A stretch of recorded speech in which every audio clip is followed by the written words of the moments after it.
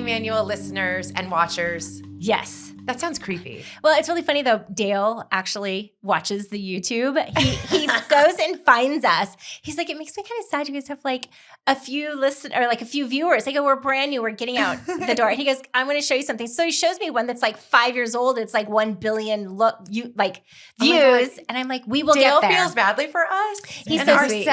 our sad followers. What I'm going to do is when I get up in the morning, I'm going to turn it on. I'm going to play it and I'll listen to it in the background. And then in the afternoon, when you get home, you need to turn it on and play it in the background while you're doing stuff. So he is a big supporter. Thank you, Dale Wilson. Thank you for being one of 4 watchers on the YouTube. We really appreciate that. You know what's really interesting also is that we actually, so in the beginning, we've been doing this for a little bit, but we've had some reviews out there from friends. Yeah. But then we went from like 5 reviews to 16 reviews, and we're still all 5 stars, which I appreciate. Aww. And but all I can't 16 find the people reviews. Who are friends? Yes. Like my All of our mom, friends. your cousin. It's our corporate people. It's the Russian bots. They love us. You know what else is interesting? What? You're Kathleen Wilson. That's Nicole Corning. And we are Working Mommy Manual podcasters, and we're Yes. blessed and lucky to have an amazing guest. I'm really, really excited that you're here. So, without further ado, Stephanie Siete, which Yes. that's how how can you not be I know, like I say it like that too. Siete, ocho, nueve, diez, like ole, right? You won't forget it. I mean, it's awesome. I'm actually sad I'm actually sad and surprised there aren't more people with that last name. I know, no one else Such a has great it. last Well, you could be Nicole Siete and I'll be Kathleen Siete. Okay. That'll be our bar name. Siete. That'll be our bar name. Yeah.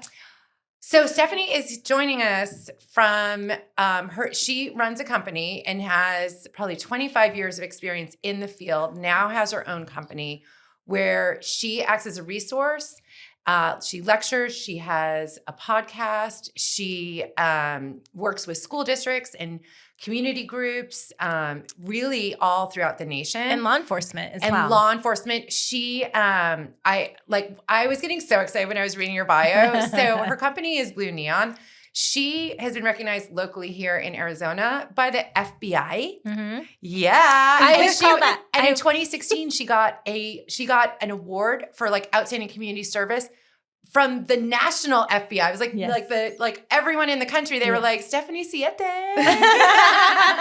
you're doing amazing work. Thank you. I'm going to let you explain what you do, but Sure. high level, basically when I did the deep dive research, which meant 5 minutes of Mhm. like looking over what you do, and And we Kathleen do that having for told all of me- our research, by the way. Oh yeah, it's not just you. Like No. that's like how we roll. Yes. But Kathleen has talked about you forever and what you do. But Stephanie basically touches on all of the challenges, the headwinds that we have as parents with our children, like outside influences and the outside influences they have to deal with. So things like vaping, both just like nicotine and THC, Yeah. and social media, For sure. and how that affects the brain, and not to mention drugs, Yeah. right? So, and it has accolades up the wazoo in terms of her ability to connect with the children, but also really break it down and give parents usable tools. So I know you're going to cover kind of like some of your highlights, but I know I've left stuff out. So talk to us a little bit about yourself, your background, how you Sure. got into this, like you're super passionate about it. I appreciate you saying that and starting off because people ask like, why? How did you get started? And truth be told, college. I'm like, I want to take courses that are interesting, right? Like sex education, nutrition, HIV, AIDS, drugs in society. I want to learn like stuff that I can apply in life. Mm-hmm. And then it kind of clicked like, wow, I wonder if you could like get paid to do a job and help people benefit with life skills. Because we're really lacking that. And if Right. you really tie it to what I've already been doing forever, which is Mm-hmm. helping kids. And I help the community at large, but kids don't get a lot of life skills. Right. And then here I am in college and people are coming to me about, STD or I drank this or yes, drugs and that. And I'm like, go to health services. But what they really wanted was to talk to someone they felt comfortable with. I was like, oh, I could do that. So Comfortable for me, and probably non-judgmental. Yeah. And that because you don't want to be vulnerable to someone who's going to tear you down. No, absolutely Right? not. Right. Mhm. Well, and I also think that it's I love that you've connected, that you got that spark at such a young age, and then were able to carry it throughout your lifetime and make a career, and really like the value of giving back to the communities that you live in. Yeah. What's crazy to me is when you say 25 years, I'm like, yeah, I cannot believe I created a career out of doing this, right? But the big thing was always drug education, and actually just kind of date myself. The first thing, like coming from Chicago to Arizona, was tobacco education. So if you rewind 25 plus years ago, you're talking about paper cigarettes. Right. And I kid you not, I would say this, and still today in some of my openings, and I make the joke that way back when I'd be like, oh gosh, good thing there's no such thing as liquid nicotine 25 years ago, because one pure drop would be dangerous enough to cause an overdose and kill. Wow. And that is the number one seller with our kids today. So how ironic. Now I really just talk about this whole evolution of drugs that we went from. Let's fight the paper cigarettes that we don't want them using. And all we did was evolve into the electronic cigarettes, which are loaded with liquid nicotine, THC, and what have you. And that is, there's something called Nick sick. You can get poisoned from it, like something I was talking about 25 years ago and I didn't even know. Do you know what I mean? So there's always going to be a need for this conversation. I appreciate what you guys do. Like, parents need to be knowledgeable. I just said this while I was coming to your show, is that I was talking to this gal on the phone and I'm like, prevention is before the problem. Like, you really should be addressing a lot of these issues as early as elementary school. So I completely agree. And I always say that you need to talk about it with your children before you think it's an issue. Yes. Because by the time you think it's an issue, it's already like that. Right. The car has left. Like, it's the horse is out of the barn. Like, everything is like, you're now like scrambling, and that person already has that like connection to the nicotine or the connection to the drug or whatever it is. 5-year plan. I say it all the time. However old your kid is, add 5. That's a little scary, right? That is because scary. The question is, what do you want them to know 5 years from now? Start talking. That's going to require you to get educated. So that's why I've been pretty successful in what I do and getting into corporate offices, thinking outside of the box, not just schools, churches, parent organizations, and trying to help parents be armed with information so they can begin these conversations, because you really can't rely on the school to do it. I hate to say it, the school is going to expose your kids to some of these things because kids bring the social media, bring the phones, bring the drugs, bring the nicotine to the schools. Well, and it's, the schools are so like, they're, especially here in Arizona, which I think is like 47th in the nation for funding, right? So they are totally strapped. Like, they're just trying to like get through the day and make sure your child like, makes it out alive, right? And is educated at the end of the day. But truly, that's where a lot of this information would be most helpful and beneficial if they like integrated it into the actual education policy of the school, because these are the things that derail families, derail children. Make it mandatory, make it consistent, because that's the problem. You might have one really proactive middle school over here and then not so much over here. So I think there needs to be some consistency across the board talking about all of these cultural issues. So when you talk about that, what do you think is the best way to approach it? I know some parents bury their head in the sand and they just don't want to address it because they're like, not my kid.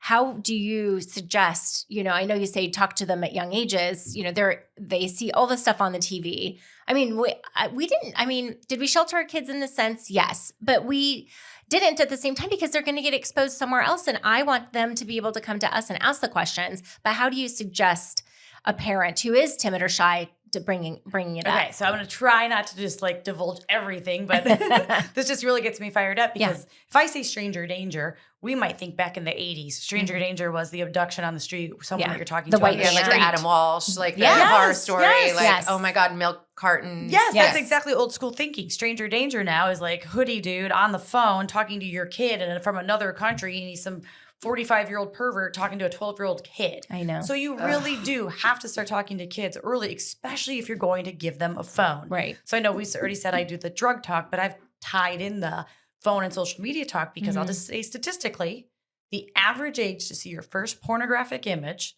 for a kid today is 11 and a half. Oh my God. 50% of 11-year-old kids have phones.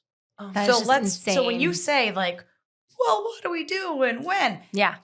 You don't throw a set of car keys at a 16-year-old and say good luck without training. Right. No. Don't throw a phone at a kid without some training. Right. Well, Yes. and even if there's only 50% that have a phone, At they 11. have friends. They Yeah. have friends. Yes. Yes. Right? Yes. So, Or like, if they're coming from like divorced families, they might have one at this home, not at that home. 95% of teenagers have them.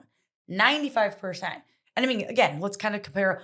I said the old is it like school just in the cigarette. Amish community that they don't? Like, where is the 5% happening? Right. I know, I want to right? know. I know. Yes. I want to know. We're always off on our numbers anyway. But I mean, I think it's just something to address that a lot of the times we think that, oh, it's just convenient and it's helping them. And you see a lot of parents that go, oh, I'm upgrading my phone, so I'll give my old one to my kid. There are safer phones. You've really just got to be the armed, informative parent before you just do all this. Well, they you know have what I mean? things that they start off on. I know some of my friends had the phone that you just had 3 phone numbers programmed, right? Grandma, grandpa, mom, and dad. And Yeah. that was it. What was that called? It was like, yeah, I forget. It was like, but it was like a, I don't know. It was a starter the phone. silly Yes, one. yeah. My kids had that. But, actually. Jitterbug. Yeah. And Yeah. so it's not even just like, it's not just the Amish community that doesn't have phones, but I've read, and I don't know if this is true, but like Bill and Melinda Gates did not give their children a phone until families in very wealthy Silicon families in Valley Silicon don't. Valley. They don't. Like their kids don't get phones. Like that. It's like it always reminds you of like Richard, whatever his name is, who owns Virgin Airlines. He's like, doesn't have email. Yes. It's like the privilege of the wealth is that you're like, oh, that's actually terrible. It's a thing not to have children. email. I don't want email. Yeah, Could I right? get rid of email? Could I get rid of email? I know. That's when I'm going to know that I've arrived professionally is when I have I someone don't else have checking. When I have someone else checking my email, I don't even want to get rid of it. I just want someone else to check it for me. Yeah. Yes. Like I want, Yes. instead of my 200 emails a I day. think there's supposed to be some AI thing coming out that like cleans things up or like brings the stuff that maybe hasn't had attention yet to the top of the inbox. So I think that's where we're going right now. And again, you say AI, we can go good and bad on it. Either Right. side of this, right? Mhm. Because professionally, our phones assist us. Yes. But we are adults with rational brains. Mhm. And we only have so much time, but I always like to remind parents, just from the general perspective of this, you're dealing with a kid with limited life experience. We want them to become adults. Mhm. So what we're trying to do is raise these kids up to the age of 18 where they're still teens. I always tell kids, think about what I'm saying, 18, Right. 19. There's Yep. still the word teen in Right. there. Full functional adult brain is around 25 once you've got some years under your belt, some experience. 5 more years, Jack. But we're sadly, we're years. burying kids. I know I'm kind of all over with this, but it's putting it all together is we want them to get there because I have too many friends whose kids are gone because of bad choices. No, I know. And that's the thing. It's like you think that you are giving your kids the tools and the things that they need to be able to survive day to day. We have things like Life 360 now. We didn't have Life 360 as a kid. So we're constantly stalking our children, and a lot of parents we do the occasional run through the bedroom, see what's in there. My husband goes through Bailey's computer, just to check on stuff because you don't know what you don't know, but we don't want to get caught off guard. And a lot of times you want to trust them. And then when the kids blow that trust, you've got to make sure that you're parenting them. And that's what we're here to do. Well, and so as a working mom, my kids had phones very early. Mm-hmm. And it was because I needed to be able to get in touch with them if there was if I was late for parent pickup, which I was often, or whatever it was. I didn't stay at home. I didn't work inside the home. So I needed to be able to know where they were. Mm-hmm. So, and I think there are a lot of parents kind of in that boat Mm-hmm. where both parents are working outside the home. So let's assume you got to give your kid a phone, or you did give your kid a phone. What are the, in your estimation, the one or the couple of things that you would say are nuggets or the gold standard for parents who are embarking on that journey? You can give them phones. There's different types of phones, right? There's everything. Now there's a GAB phone, GABB, and it looks just like an iPhone, but it doesn't have all the internet and the apps and stuff. Okay, so now you do give them an Android or an iPhone. Limit the apps or the internet. You can manipulate the parental controls where you shut down the internet. Now, again, they're going to find ways around this, but you do have there are options, and there are different types of phones to work around that too. Well, and the kids, this has been a problem for years in our household. It's finally, I think it's kind of slowing down a little bit, but how many times do the kids change your passwords? Or how many times do you get the, I don't even know how this happens, but like Bailey is in charge of all of our Apple profiles. Like, how did that happen? What the hell is happening in your house? I don't know. All I know is it's like, because they're smarter than we are when it comes to technology. I know, but we have those. They are smarter. But that's how their kid brain is working. They can adapt to that stuff Right. so quickly, and we can't. And that works against us. Yeah. And that's why a lot of parents don't get involved and don't manipulate, monitor, control things because they don't know how to do it. But we instill those things. But again, the technology can be advanced sometimes. And, we deal with tech stuff all the time. I mean, we have it set up so that they have to, we have to send a code to them before they download an app. It's been like that for years. And it's super annoying sometimes, especially when we're trying to work. Well, and yes. And not only that, go to the gym. They're trying to podcast. send 5 codes. And they send 5 codes and I haven't even received the first code yet. So now we're 5 codes behind. I'm like, freaking stop sending codes and let the system catch up. And we will do this like in an hour or 2 hours on my time, not your time. We're not doing everything right now. It's like instant gratification for these children sometimes. Okay. So do some research to figure out what's the best option to give your child. Like can you get away with just giving them a gab phone? Maybe till 8th grade. Right. Maybe you could give them a gab phone in 9th grade. There are phones you can work your way up to, once they show that they're responsible enough. What's the average phone cost? Like $1,500? $1 million. Is your Oh my kid God. losing, books? Yeah, right. Or, I don't know, assignments. Mhm. Well, that's not showing responsibility. How are you going to carry a $1,500 phone around? Things like that. Right. Or, again. I will tell you, my children lost everything except their phones. Except their phones. And Jack, in college, he was at a concert and someone stole the phone out of his back pocket. I do believe him. Yeah. But like this child has off the charts ADHD and has lost everything in his life. But the phone, that's just, again, the symptom of how important these devices are to them. Okay, so I get that, right? Like, oh my gosh, that shows how important it is. I'm going to be responsible. I'm not going to lose it. I've been in situations where I've been at schools, high schools, and they're trying to be responsible in the sense of, we're going to have a seminar. Stephanie's going to speak. You're going to leave your bag and your phone in the room. And you'll have time after the seminar in the auditorium to go back and get it. We've seen full-grown 16, 17-year-old kids throw tantrums, breakdowns, nervous breakdown because they can't have their phone for 45 minutes. This starts at home. Yeah. So, I mean, let's kind of take a turn for like serious and safety. Yeah. I don't think kids should have phones in their bedrooms overnight. Mm-hmm. It's that's temptation. a good one. Yeah. There's your life hack. There's your well, no, but that is a great piece of advice because I that's the first time I've heard that. And I think that would have helped. Mm-hmm. And so again, I'll tie to statistics, right? Most of these phones late 07, so let's round up to 08, they come out. We talk about mental health decline. 2010 is when we saw grades plummeting, connections, less sleep, less academic success. Huge just teen academic and mental health decline was 2010 and after. You can completely tie this to phones. Mm-hmm. So you don't want a developing brain to have the temptation in their room, 1 a.m., playing on a phone, not sleeping, getting that blue light. Then they're not performing well at school. And if you really want me to be extreme, I can give you local valley examples of kids that were tempted, playing on their phones at 1:30 in the morning on Snapchat, making friends, right, strangers that they met, and having just like a pizza delivered, having drugs delivered to their front doors, and at 3 a.m., opening the front door. You, me, adults, we're not opening a door at 3 a.m. to a stranger, but a 17-year-old, invincible tough kid opens the door, takes a pill. I can tell you right now, 1 out of 4 pills out there contain enough fentanyl to kill you. Takes a contaminated pill, overdoses, and dies. And I tell this story daily with kids. And I'm like, that kid would not be dead if he didn't have a phone in his room, period. And a lot of these kids, I will tell you success stories. Some kids come up to me in tears, hug me, high five me, and say, I get it. I get why my parents don't want me to have a phone. So we can't just do the old school don't and just say no and don't give a reason. Right. I like to explain things like I am to you. Like, look at you guys like, wow, I see the reaction and the connection. Right.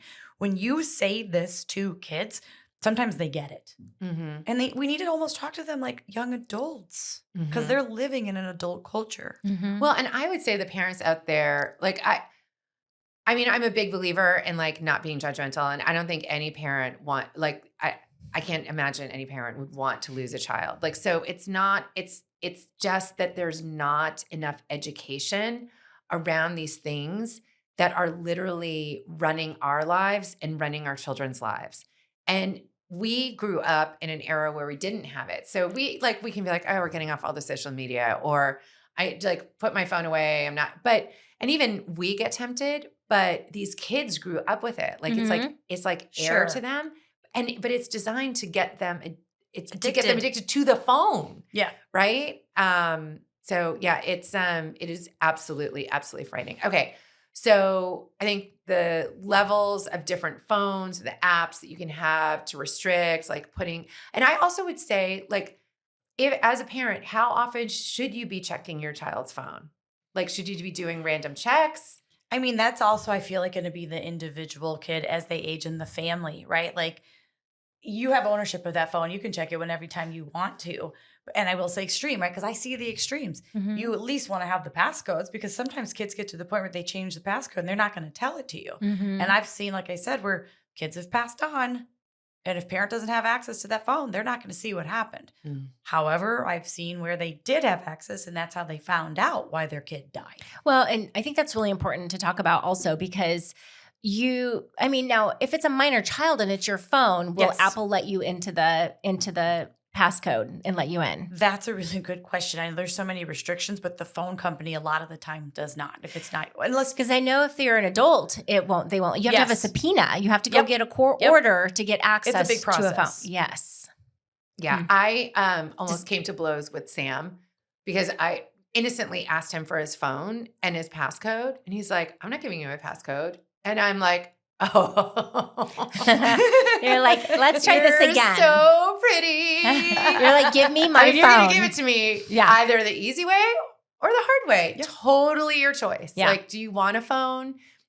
I can call and shut it down Yeah. right now. Yeah. Reminder, who's paying for it? Yes. Yeah. Like, so, and I think that's important for parents to remember is that We do And- have the power. we do have the power. And I used to say to my children all the time growing up, I'm like, I am not your friend. I am your parent. Yep. And I don't really care if you don't like me. Like, you just need to respect me. I need to respect my rules Mhm. because I have one job, and that's to raise you Yep. to be a functioning adult in society. Yeah. I did tell Jack when we went on college tours, I'm like, we can be like 10% friends now.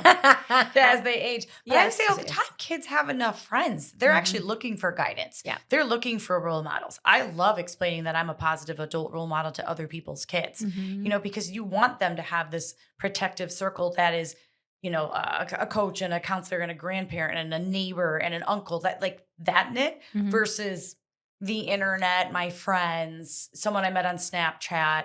Think about the circle that you really want to keep around your kids up until 18, because you lose a lot of control once they turn 18, and they'll remind you of that. So when they are growing and developing up to that 17th year, I would do everything I can to try to Right. mold them to be young, healthy adults. Okay, so that's all great information on social media devices. Let's pivot back to vaping, because that is like I was coming back from a client's office. I was driving out of downtown Phoenix, and school was letting out. And these they must have been 13. It was like 3 adorable 13-year-old boys walking across the street, and one of them, Takes a and hit. then and I'm like, it was everything in my mom power to not get out of the car like, young man, I love it. give me that right now. Yeah. Like, I'm looking at him like, you know better. Yes. But I think they don't know better. That's the problem. Okay. You know what I mean? I mean, let's just say what it is. Thousands of flavors that are like candy and dessert. And I'm 12 and I'm 13 and I'm 17. And marketing makes it look savvy and fun and sexy and all the bright colors and the scents. And we've been told it's safer than a cigarette. When again, just the basics. If I explain it to people, like a humidifier, right? You want the moisture from the water, but you have to heat the water to get the moisture. You have to heat the oil, whether it's THC, whether it's nicotine. It could be fentanyl. There's oils of everything. So you have to heat your oils in order for them to become vapors. You have to heat it to over 400 degrees, and now you've got this oil vapor that you inhale into your lungs. Well, at some point that vaped oil, that vapor, is Mhm. going to cool and re-solidify and leave droplets in your lungs. This is where we get popcorn lung, Right. lower lobe damage to our lungs, kids on ventilators. I mean, if you really look what vaping has done to a body, I always explain what smoking took decades to do. Vaping will do it in months and years. That's And just so mark scary. my words, there are such things as illegal vapes, contaminated vapes coming from Southeast Asia into this country that we don't know what it is. It's kind of like fentanyl, right? Like poisons, contaminants. People can say they know what's in there. But they don't know. $86 million of seized illegal vapes was a week ago. Oh my gosh. So you don't know what you're getting. And basically you're burning your lungs on purpose. Oh It's God. scary. And, No, it makes me no. want to set the kids down for the umpteenth millionth time and say, I don't want you vaping. I don't want you taking pills from strangers. Like, like you say, one pill kills. It's just what it is. It's very scary. I break it down to common sense because it's not just kids. Mm. How many times are we seeing an adult do this? True. And thinking it looks Yeah. hip and trendy and Right. fun. And let's just be real for a minute, right? Like I always say, I'm trying to hold on to a little bit of youth, trying to reduce Right. like the wrinkles Yes. and what have you. Yeah. And I always remind people, you're replacing oxygen and airflow with poisons. Right. When you're smoking or vaping. So you're hurting your body, you're aging yourself, Mhm. you're hurting your breathing, your blood flow. I mean, but no one talks like that. I No one bet that explains message it. hits in Scottsdale. Yeah, and women are like, what? That's why I'm saying it. Like, I'm trying to help. Oh my God, no. I know you see such pretty people. And I'm like, do you want to keep being pretty? Maybe stop with that. Yeah. Well, it blows my mind too, because I forget about that aspect of the selection of what these kids are being offered. Like I was naughty when I was younger, and I smoked in high school, right? But it tasted awful. Mhm, Like I don't think mhm, I ever really mhm. liked smoking. Mhm. I just did it. It was what my friends did. It was Sure. social. Everybody, you could experiment. Sorry. You could experiment and experience. You're trying to get experience by experimenting. But anyway, but the thing is then, we didn't have fentanyl, so Yes. you're like, oh, I'll try it. I know the one thing that always stuck to me is don't lick stickers. Remember? Because they were like, that's acid. And I was like, I can't lick any stickers. I think that was a Seattle thing. Like But I think It was all in the Pacific Northwest. Yes. They always. because you've like, had all those serial killers. We did. It's very true. But things have evolved and changed Yeah. like that. I mean, Right. cigarettes, as you said, my mom was a smoker. It was one distinct, nasty smell. It's terrible. Even It like is. menthol was terrible. Like Yes. nothing tasted good when you No, were it was smoking. gross. Clove cigarettes. I know. Like, no. Oh my God. But now it's like bubblegum flavor. Like yes, OMG, yes, please. orange, mango, grapefruit. Like they've literally made Like this I cute might and want to try that catchy. right now. Like that sounds Cotton delightful. candy, all the Sounds things. delightful. Yeah. But I want people to think about that. Like that's what these tobacco companies are doing, right? They were Mhm. losing their butts off, Right. literally, right, with the cigarettes. Yeah. So they reinvested into the electronic cigarettes. They put all these flavors together to poison and lure children. And statistically, more than 1 in 4 kids do this daily. Oh my God. The numbers have sad. declined. Right. And we're still at 1 in 4 kids use e-cigarettes, electronic cigarettes, every single day. Yeah. Young man down in Central Phoenix who I saw yesterday. I am coming back for you. Yes. Well, So what Yeah. what can you do? Mhm. Like how do you fight bubblegum vape? Like I don't like I just keep envisioning the listeners going down and doing like prison room shakedowns of their children's room when they listen to this. and look, I'm actually okay with that. Yeah. I'm So okay am I. with that. So mine's Mhm. my house, my rules. I Yes. mean, because kids think I'm fun. They're always like, "Oh, you're so great, this and that." And I was like, "Yeah, tell them you're a parent." Because if you ticked me off, like, "Oh, I bought you that backpack, that Yep. door that opens your room, I paid Yes. for." I mean, there are things you can. I mean, do. we've had friends that had we have a friend who had, their child had gotten into some trouble. They took the door off of the wall for months. And I was like, that is so definitely- smart. I definitely know someone who did that, and I can't remember who. No, it was like a person I knew through someone else, and it was a very weird situation. Yeah. So I was like, I had a bad taste in my mouth about that. Like no. I was like, Yeah. no, but like so it's just being diligent as a parent. But look what I just said. You guys were kind of like, I didn't know that, or surprised. Right. I'm amazed at what people do not know. And how did I Mhm. explain it to you? Factually. Burning oil into vapors and inhaling it into your lungs. If we actually explain what it is. So when I go into schools, I show pictures and I also show them like what happens if this little plastic device blows up in your face. and it shoots in your eyes and then you lose your vision Mhm. or it shoots your teeth out, rips a hole in your tongue. I have all of these pictures and I'm very comfortable showing them from like 6th grade and up. And I've had kids comment later that they talked for days about it and remembered it. So we can't do old school, oh, just don't do that. Right. Maybe explain why Mhm. we don't want you to. Kind of like with the phones. If I give you reasons why I'm concerned, if I give you reasons why I'm concerned about an electronic cigarette, but as a parent, you have to take the time to get that knowledge so you can convey it. And if not, you keep that protective circle that I was talking about around. Because I know I end up doing that for everybody else's kids, telling them. So I know you speak to community groups and corporations and like schools, but do you ever just have like parents say, "Hey, could we hire you to come in and just talk to our friends?" I'm smiling because that's my favorite. Yes. This was like 2 weeks ago at a school. The mom like raised her hand and she's like, how do we get people like you to like, really hit home with all of our kids in our homes? I go, invite me over. And everyone started laughing. I'm like, no, I run my own business. That's what I do. Right. And so sure enough, I can tell you in about 2 weeks, I'll be at her house. We're having a pizza party for all of 7th grade. And we're just going to make it like Q&A where the kids can ask. It's going to be comfortable. Parents might step outside so the kids can have real talk with me, but the parents are there so I can talk with them. And that's thinking outside the box. And I love it. I knew that I loved her the minute like she got it. We really need to be honest, upfront. I always say I'm real and raw with these kids. Like I don't sugarcoat. I don't know how. And I think that's why they also respect me is because I tell them the truth. Well, and they're willing to listen. And it resonates. I mean, that's amazing. I can't get my children to remember anything. So that you had children talking about stuff for days is like, mind blowing. And I will tell you, sometimes people go, oh, scare tactics. I'm like, well, sometimes the truth is scary.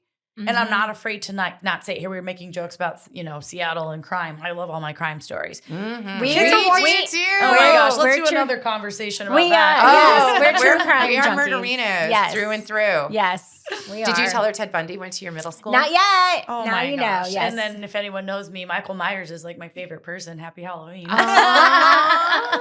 We're all such weirdos. That's how we get along. Cheers to that. So as damaging as vaping can be,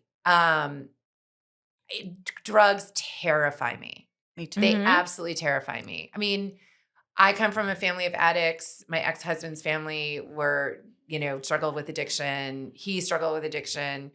And so I from early, 6, I would say, here's what addiction is. You want to stop and you can't. Yeah. Your friends are going to be able to try things. You can't try that because and I think it hit home somewhat. Now, nothing's perfect. I do definitely my 18-year-old was having a lot of parties senior year. I have a MILF shot glass to prove it. MILF? I was like, son, where did this come from? But they're all controlled substances, but the drugs terrify me because when we were doing whatever we were doing, like smoking a little pot or whatever we were doing when we were younger, no one was dying because there was a drop of fentanyl. But you didn't hear the term synthetic drug when we were younger, right? And synthetic, again, no one really says, well, what does that mean? They just hear it, synthetic.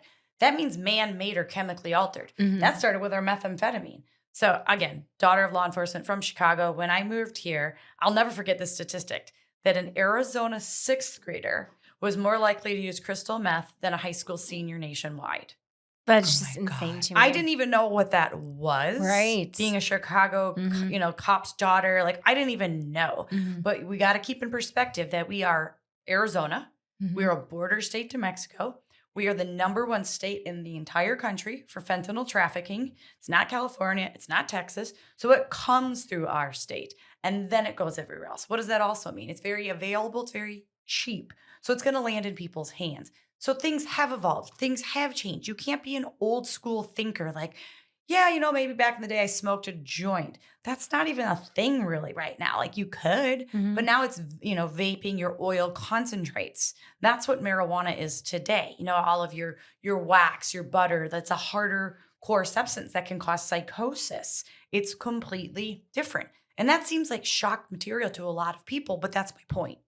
Things have evolved. Things have changed. Well, and the point is too, they don't know. They don't I've know. heard these stories that so to your point, like pot when we were younger was like, I don't know, sticks and whatever. Like it was like it was nothing, right? It was nothing. It was nothing. And it wasn't like you weren't going to, it's kind of hard to OD on like pot, but now it's in these like gummy forms. So you eat something, it takes a while to get through your digestive system. The kids don't know. So they're like, oh, I don't feel anything. So now they're eating like handfuls of gummies. High dose. And it's high dose. It's not like sticks and whatever. What was that? I think I'm there's like, a song what- that's like, pick out the stems and Stems sticks and and stems and seeds. Stems and seeds. Oh, our younger producer is like, yes, Oh, you gosh. are so old. I was like, I don't You know are this so one. old. But the The best, I will stems- tell you the best analogy I can give it, and I know we're visual, but if I were like in front of people standing, I squat, hit the floor and say there's a 0 where I'm touching the floor. And back in the day, smoking a joint, and I put my fingers like a smidge above the ground and say a smidge of, it was 2% in strength. But if we're doing oil-based vapes, I put my hand upwards to my forehead now. That it's grown that much. It could be 70, 80, 90% in potency. And that's why the hallucinations, the psychosis, the paranoia, the panic attacks, mix that with trying to just fit in and cope and struggle, mental health as a kid. It's too much. Mm-hmm. And meth is like meth always. So my college roommate, one of my very best friends, she moved from Massachusetts after college graduation, and she was like a hard worker. She was a good girl. I mean, we partied, but nothing like Mhm. totally insane. But she moved out to LA and started doing meth. I was like, and then she came here for it was like a conference, and I saw her, and I was like she looked like a Thin, meth head. gaunt, And she's like, I know, I stabs. need to eat. And I was like, and I had heard how much she was using, but I hadn't seen it. And then when I saw her, I was like, There's a definite look to it for sure. so I called her brother, and who I knew because her parents were kind of old school. So I was like, she's definitely doing meth. I heard from this person, but I just saw her with my own eyes. And he went and told the parents. So this was like, I don't know, call it like 20 years ago. And the parents were like, what's crystal meth? Like they didn't even, it's like 20 years ago, like people didn't even really know where crystal meth is, and unfortunately she remained addicted to that and then died of a heroin overdose like 4 years ago. So the point is that like the meth, the fentanyl, the high concentrate dosage of marijuana. And I will also say, like, I'm not against marijuana. Like, I feel like, quite frankly, my mother, who's almost 80, has terrible trouble sleeping, and I'm worried about dementia. So I'm like, maybe just take a gummy. Like, see, when you say marijuana, I always want to educate people to think about the chemicals. Yes, CBD can definitely be used. THC gets you high. But again, we don't talk like that. I do because I have a 25-year career of educating people about this stuff. So there is a difference. I will say, you become 25, you do you. I want to get you to 25. Right. Yes. Now that you're an adult, you do you, because you're going to make whatever decisions you've made, and you've probably already kind of formulated what you wanted to do prior. Right. But I'm not okay with, I'm 13, I'm 15, I'm hurting my developing brain with any form of marijuana, because we're in the growth phase. And I tell kids, look at us just sitting down, rumbling and going through all of this stuff. That's because we can, problem solve, we can memorize, we can do all these things, all the skills we learned younger. Right. Kids aren't learning all this if they're filling their bodies with substances that are hurting the development. So that's my big takeaway for parents nowadays is just get them through adulthood, because some of these kids aren't surviving it. Right. We're It's seeing the unfortunate. suicide rates on the rise. We're seeing, like I said, substance abuse. It's impacting the 18 to 45-year-old crew. The one pill can kill. I mean, we really got to make sure that I appreciate you guys for addressing this, because this is a daily concern. This is my world in life. I didn't think, like, full circle, that coming out of college, I was going to build a career doing this. Right. But there's a need. Right. And I know you can figure me out pretty quickly. My passion is helping people, because just you gave an example of 20 years ago. Some things haven't changed. Some people still just don't know or don't want to know. They don't. Right. Well, I won't get into it. Well, I was going to ask Stephanie, how can our listeners get in touch with you if they want to bring you on either to a school, community, anything? I know it sounds scary that I'm going to say my cell phone and my email, but that's how we get a hold of people, or they can follow me on my socials too, which on Facebook. It's just, so creative. Stephanie Siete. Siete. Oh, For yes. those of you who are not Spanish Siete. speakers. Just remember, 7, 8, 9, 10. Like, Yes. you will never forget her last name. No. Right? And I'm going to put it out there, stephanie.siete@gmail is my email. And I really do encourage people to think outside of the box. This is my platform daily, but I want people to realize like there's always an opportunity to learn. I've been doing like safety seminars at construction companies, going and doing lunch and learns at corporate offices, because sometimes you'll try to host something at a parent night and 7 people show up. We need a little more than 7 people to show up. Well, and where I think this would actually be so beneficial is, and we should connect after this because I'm just having a moment. But we have so many. Every corporation right now has wellness initiatives. Yep. And when you think about it, this is so critical for parents and for children to have these conversations and this knowledge. Like, I would think you should be plugged in. Yep. Like, these companies should all be bringing you in as part of their corporate wellness program to say, how can you help parents help their children? Yeah. And I just want to say right here too, like, if your child has committed suicide, if your child did die of a drug overdose, that is there is no shame. Like, there, but for the grace of God, all of us go. Like that, like, you can be the best parent ever, and you can have the best intentions, and these kids just make dumb mistakes. I mean, I made dumb mistakes, but right now the consequences are just not what they've ever been before. It's life or death. Yes. Good kids make bad decisions. It's not a kid problem. It's a community problem. People get addicted to this, and then it becomes a lifestyle. So that's why we want to stop it first. We've got to have bigger coping mechanisms, better ways. Natural highs is a thing. You've got to find things that you love and connect with on a daily. That's how we met, this like fitness. And I give that as an example. That's a natural high. And then I talk to kids like that too. Like, what motivates and drives you? Because I say to a kid, you are your parents happy, but what's yours? Right. There's got to be something there for you that you love, and surround yourself with good people. Reduce that peer pressure, because peer pressure is a life thing. It's not a kid thing. So there's so many bigger talks and cliches, but I appreciate just starting the conversation, and love what you said. I think people need to have me come out and just talk about our culture and how we can be better as a community by just being more knowledgeable about these things. Yeah, it's nothing to be afraid of. No, and the thing is, it's out there. Like, it not talking about it doesn't mean that it's not there, right? Like, that just means you're not addressing it. And it is out there. And there are, app makers that are pushing their wares to, trigger your child's brain to need more and more and more and more. There are stalkers out there, like, online, there are people who are motivated to get to your child and hurt them. So we're motivated to protect them, but we don't have those tools, right? Yeah. We just need the right tools and education and information. We're wrapping up, but I really will just say for parents to really think about what we're talking about, because an average teen girl spending about 20 hours a week on social media. That's not doing homework, watching Netflix, or playing with music. That's like, do I fit in? Am I happy? And they're not. And we really have to address, and this maybe is another show, just like the pornography issue and what these kids, these boys are getting exposed to. And we didn't even touch on it. Right. But the inappropriate photos that the boys are showing and how they're getting lured into this sextortion. Oh. And then the scammers and all the suicide rates on the rise with young boys. I have read about that. Yes. We should really talk about this. And like I said, let's do it, because I used to tell my boys when they were really young, I would say, if a girl ever sends you a picture, the first thing you do is delete it. And the second thing you do is tell me. Don't delete it. Oh, don't? Tell you.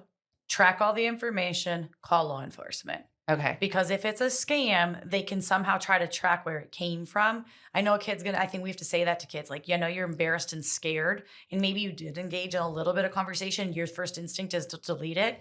No, go tell mom or dad and keep it and show them and call law enforcement, because then they can start doing some tracing back. No, and that's really good to know. I always said delete it because kids are so impulsive. I didn't want it to be on there and they like show someone else. Yeah. Or like, I'm Don't like, share just, it. Yeah. just like, just like take that away. But we should have you back to do a deeper dive on that, I because would love that is to. child pornography. Yeah. So like if your son is caught with that, and not only that, I mean, it's, just from an integrity standpoint, you, Mhm. like that's Yeah, what you should for do. sure. Right. But, and I've also told the boys since they were really young, I'm like, you're going to see pornography. There's no way around it. That is not sex. Mhm. It's just FYI. Like Right. that, there's nothing about pornography except for Pam.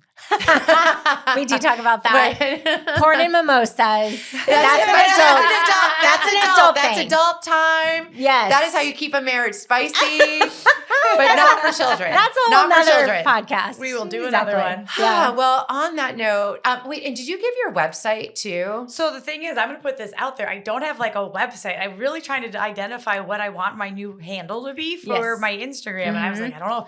Do I do like safety with Siete, since we like Yes. Siete, or Oh. safety with 7 or something like Yeah. that? So I'm launching Oh, something I like new. Siete. I know. I think I do too. Yes. I would use and I would incorporate your name into Mhm. it, because you're the brand. I think safety Yes. with Siete is the one I kind of I like, like because that. everything, what we're ultimately trying to do, or for me, is like a safe kind of talk. Right. Whether it's about the phone, social media, substance abuse, what have you, just provide safe. And I will information. always say too, like pick something and use it, and because you're not signing anything in blood. Right. True. So if You you, could change decide, it. if you decide like 2 years later, I'm going to do this, and you buy another URL and you direct it and whatever. But like, so I, like forward motion. Right? I think I'm going to go with Forward safety momentum. with Siete, and I'm saying that because I'm going to go home and launch it. So by the time this is live, Yes. Yes, no, so yes, Yes. launch it. goals. Okay, so her URL is Safety with Siete, Siete. Siete, just like it's spelled in Spanish. I love Well, thank you for joining us. This Thank is fun. you. It goes way too fast. Yeah, for sure. Yes. It always does, but does. we can't wrap up without having one Oh, good yes. thing. Or should we do mom hack first and then one good thing? Yes. Yeah. You already gave your life hack, or what I can't remember what it was. I mean, now. we could just. I mean, Let's just do one good thing. Okay, yeah, because I think the hack that the kid, like the mom hack, is the whole podcast, Conversation. talk to your Yes. children. Yes. Get the tools you need. Right. Get educated yourself. For Yes. sure. Right. For sure. If Yeah. not with And you know someone that can help you. Yes. Yes, Yes. definitely. Okay, one good thing. I know you have a great thing. I'm so excited. So my youngest plays hockey, and at school, or at the hockey game last week, they're like, "Oh, everybody's grumbling." I'm like, "What's going on?" They're like, "We have to go to Tucson next Saturday for hockey," and I'm like, "What?" You're like, did somebody say Tucson? I'm in, because my daughter just went. I haven't seen her in a month, and I am dying. So to your daughter's see her. at U of A. Yes, so I get to drive down. We get to see her, and Oh. I'm so excited. So that I'm like counting down the days. I'm like, "Is it Friday tomorrow?" Aw, that's Nice. awesome. I know, exciting. That's my good thing. Yes, that sounds great. I have a similar one good thing, because my youngest, who I dropped off at George Washington University, and he was like, bye. I know. And he was like, I don't think I'm coming home for Thanksgiving. I'm like, that's cool. So a week ago he called, he's like, I think I'm actually gonna come home for Thanksgiving. I'm thinking about it. And then 2 days later I was like, okay, prices are gonna go up. I need to know if you're gonna come home. Yeah. And mostly because I was so anxious. Like Mhm. it was all I could think about. And he's like, yeah, okay, book the ticket. And I was like, I like booked it within like 30 seconds. I had it on hold already. I Yeah. was like, here. So anyway, That's he's coming. awesome. My baby's coming home. What was your one good thing? So my one good thing, I don't know if it's going to still be a good thing, but yesterday the Cubs, I'm a diehard Chicago Cubs fan, and they're in the wild card, and they won. They were not looking good today, but it's bigger than them winning, right? Like, I'm that girl that was raised around baseball, Chicago Cubs, by my grandparents, and I bleed blue. I want them to win. I want to go to Chicago Yes. next week to Right. watch them, continue in the playoff run. Mhm. But ultimately, as I always wrap up with my seminars, I'll wrap up now. You should spend your time wisely, right? Life is a precious gift. You really don't know. You have today. Yes. So I'm looking forward to just a week out that if they win, I'll get to spend my time with loved ones in Chicago. So That's it's bigger exciting. than. So go Cubs. Yay. And go That's Sox, awesome. because they beat the Yankees last night, and I and that would be pretty awesome if the Yes. Cubs and the Red Sox win. I mean, then it would be, then we probably wouldn't invite you Whole back new on the podcast. I guess. Well, you're amazing. Thank you for being part of this. Yes. We are so blessed and lucky to be able to present you as an information source for our listeners and our viewers, because this is this is such critical information. Yeah, for sure. Thank you so much. So We thank do- you. we have And we one more. always do Cheers. cheers And we and press press and and hold. hold. Cheers. Bye, everybody. Bye. Have a great week.